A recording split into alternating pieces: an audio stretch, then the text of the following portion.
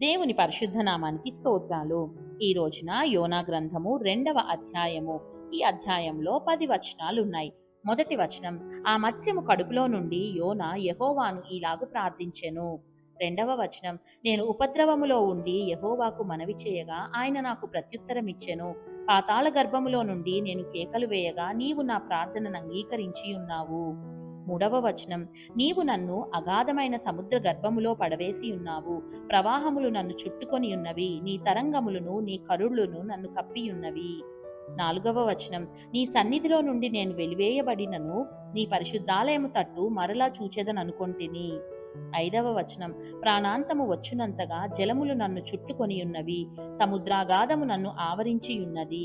సముద్రపు నాచు నా తలకు చుట్టుకొని ఉన్నది. ఆరవ వచనం, నేను మరెన్నటికి ఎక్కి రాకుండా భూమి గడియలు వేయబడి ఉన్నవి.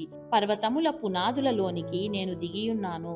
నా దేవా యెహోవా, నీవు నా ప్రాణము కూపములో నుండి పైకి రప్పించి ఉన్నావు. ఏడవ వచనం, కూపములో నుండి నా ప్రాణము నాలో మూర్ఛిల్లగా నేను యెహోవాను జ్ఞాపకము చేసుకొంటిని. నీ పరిశుద్ధాలయంలోనికి నీ యొద్దకు నా మనవి వచ్చెను. ఎనిమిదవ వచనం, అసత్యమైన వ్యర్థ దేవతలయందు లక్ష్యముంచువారు తమ కృపాధారమును విసర్జింతురు.